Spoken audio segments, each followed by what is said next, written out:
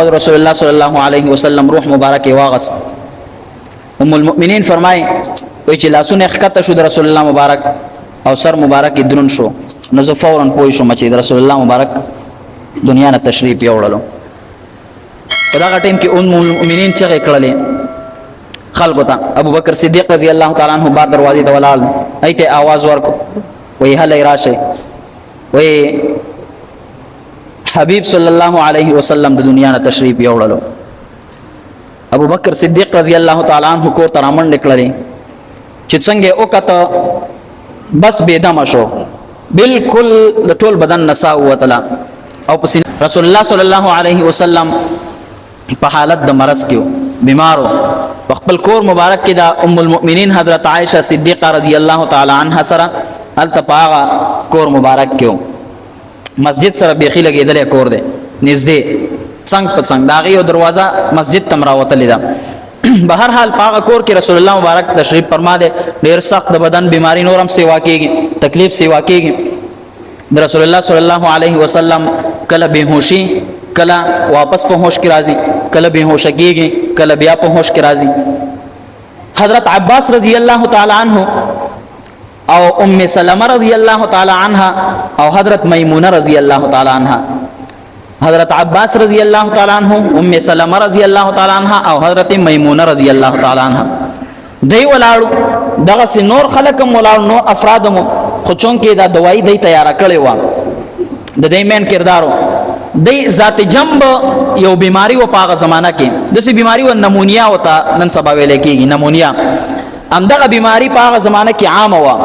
خلکو بر دې علاج ډیر پیجن، هر چاته دې علاج طریقه ورتله. د حبشو ځنې خزم راغلي وي، هغه مولاړي وي، هغه په دې دوايي کې مهارت لرل. خو بهر حال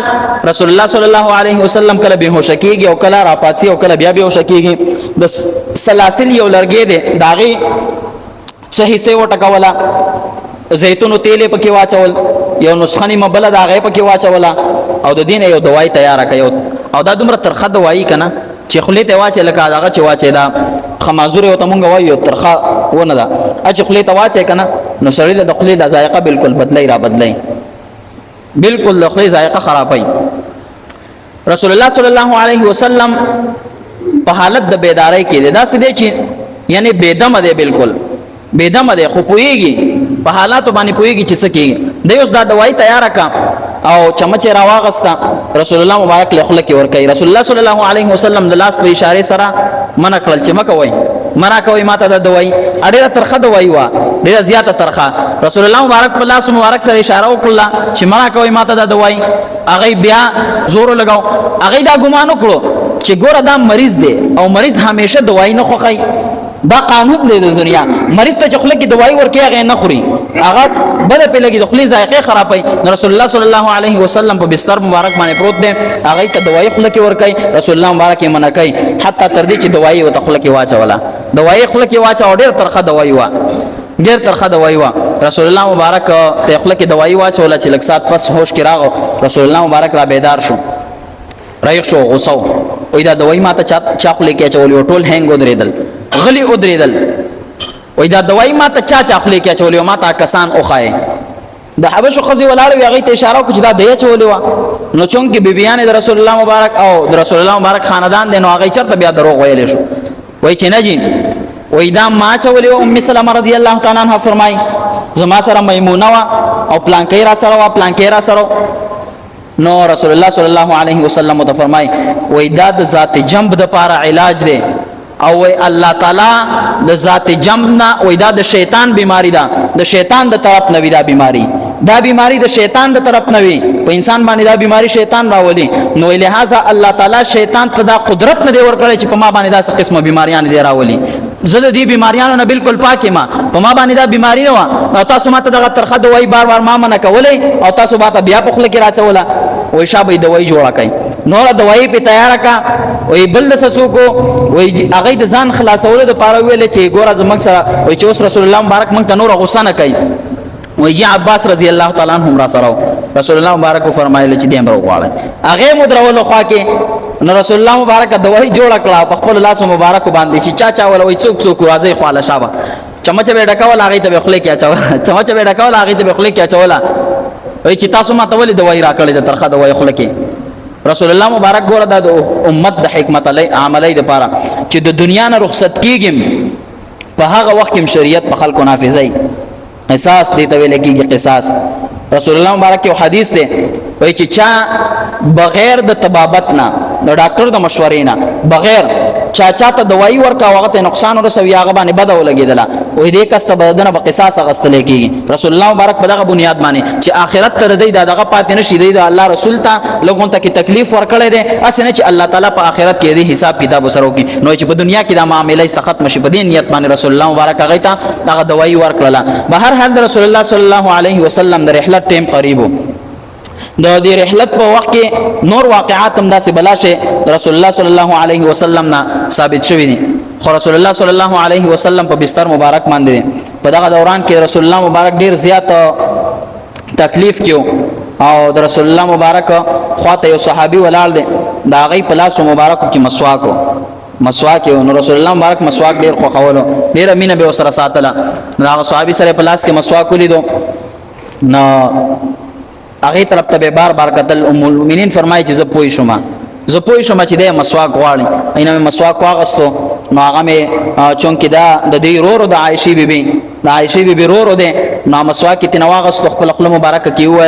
هغه ته ورکو ډایرک نو هغه نشو خپل کې والے چونکې ډیر زیات مریضو نو بیا خپل خپل مبارک کې پوس کو مسواک بیا رسول الله مبارک د خپل کې وهلو عائشہ بیبي فرمای وای د مرګ نه مخ کې وای اخرنۍ توکانې دغه وي چې د رسول الله مبارک خپل ته زما توکانې تلې دي اخرنۍ وای دا زما د پاره یو غټ سعادت ده چې د مرګ نه مخ کې اخرنۍ توکانې زما د رسول الله صلی الله علیه وسلم خپل مبارک ته تلې دي وای رسول الله صلی الله علیه وسلم په دغه دوران کې زماغي کی تا ډډه اولګه ولا سره کې خودو چې سره کې خودلو رسول الله صلی الله علیه وسلم بیا یو واری فرمایل وای چې ماتا یو صحابي راغلی یو صحابي نو میات کوم نه غنوم هیر شوې پلان کې راغلی وای شابه زیو څو وصیتونه لیکما نو صحابه کرامو په خپل منځ کې اختلاف جوړ کو چاویل چې راغلی وتا چې اولی کې چاویل چې مرا غواړي نه لیکي وای ځکه هغه په تکلیف کې ځان له اوس وصیتونه سره کې لګیا وای وصیتونه وای اذان له تکلیف کې اوس وصیتونه ته ضرورت ده بس موږ ته د الله کتاب او د پیغمبر صلی الله علیه وسلم سنتونه پاتې موږ په هغه باندې عمل کوو حضرت عمر سے بندغه سی فرمایل وای چې موږ رسول الله مبارک له تکلیف نه ور کول غواړو وای بس موږ ته د الله تعالی کتاب شته نو په خپل مینس کې صحابه کرام لګ आवाज اوچت کو رسول الله مبارک غوسه شو په دې باندې چې اوسې زما د خوانه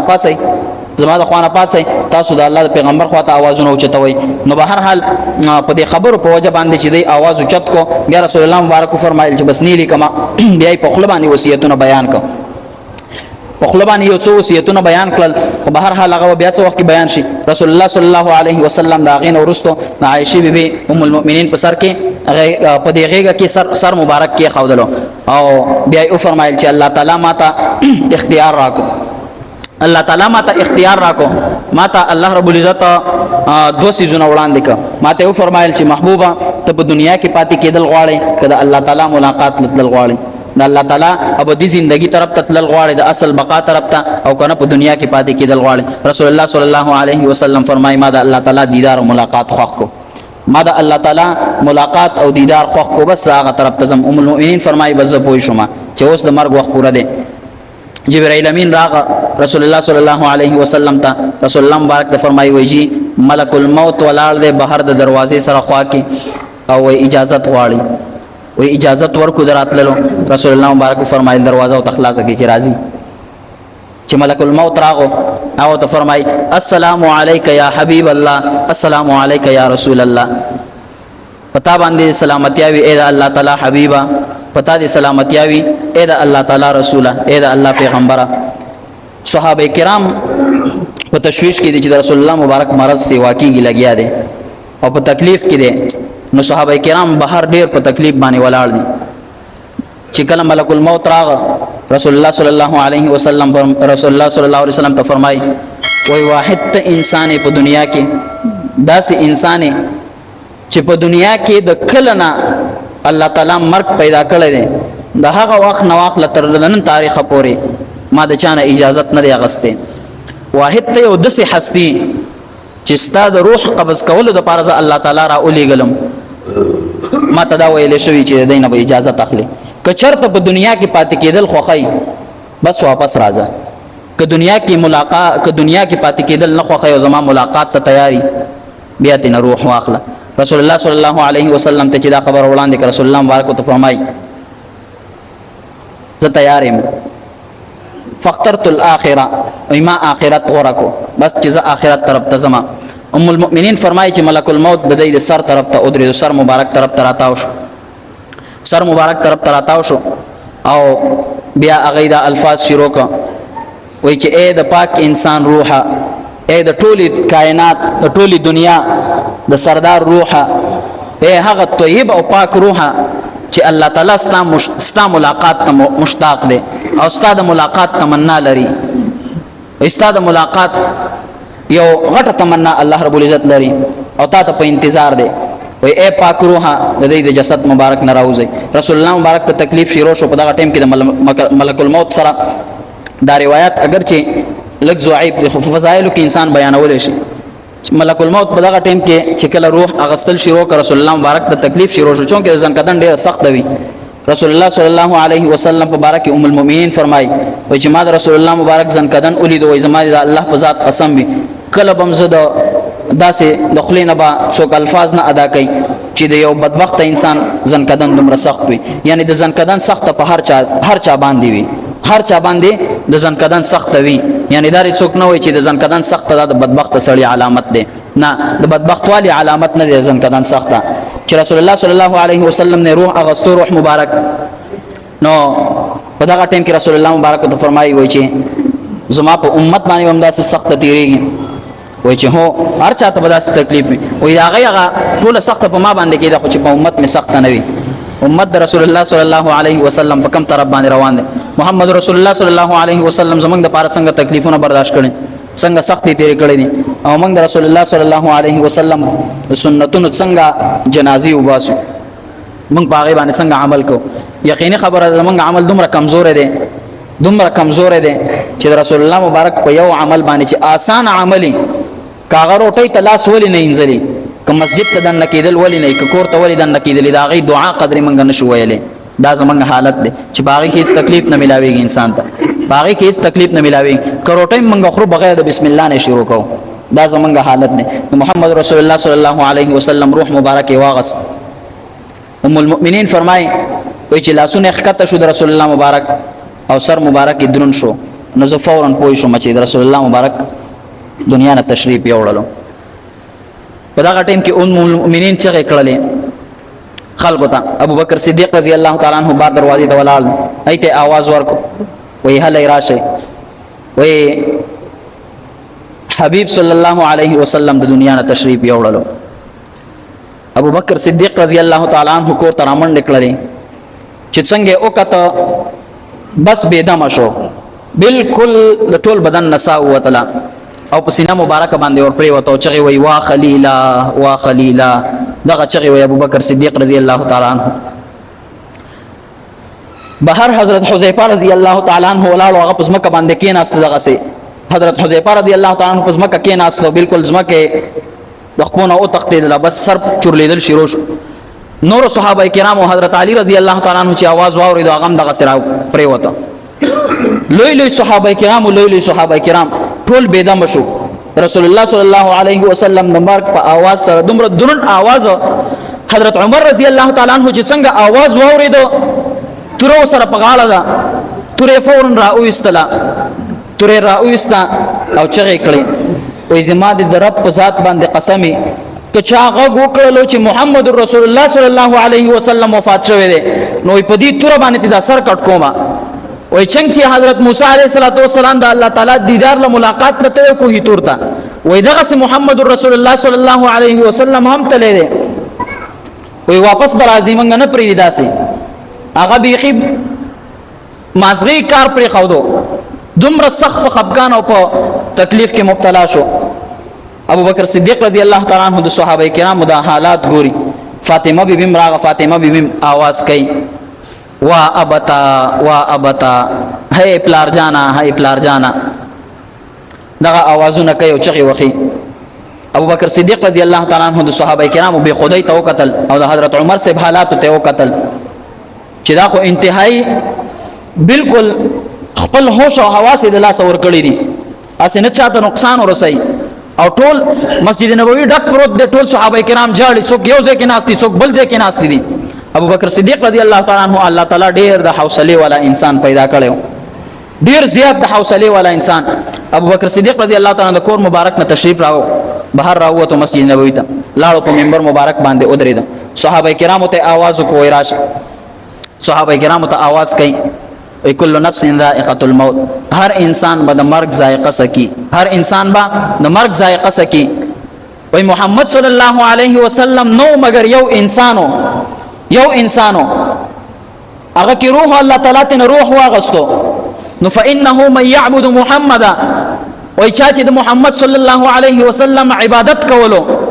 هغه ته د خدای نسبت کولو نو فإن محمدا قد مات صلی الله علیه وسلم و اذا نن پس محمد صلی الله علیه وسلم وفات شو د دنیا نه تشریف یوړو رحلت او فرمایو نو بس څوک چې د عبادت کوونکی وغا د عبادت نور پرې دی ځکه په دنیا کې پاتې نشو او فإن الله تعالی حي لا يموت او څوک چې د الله عبادت کوونکی دی بس هغه دی د الله عبادت جاری ساتي الله رب العزت حي لا يموت ژوندې ذات دی هغه نمبري پاغه باندې مرګ ناراضي او محمد صلی الله علیه وسلم انسان او پاغه باندې مرګ راغی ابو بکر صدیق رضی الله عنه صحابه کرام ته ډیر زیات ډاډ ورکړو ډیر لوی نصيحت وکړو حضرت عمر رضی الله عنه واپس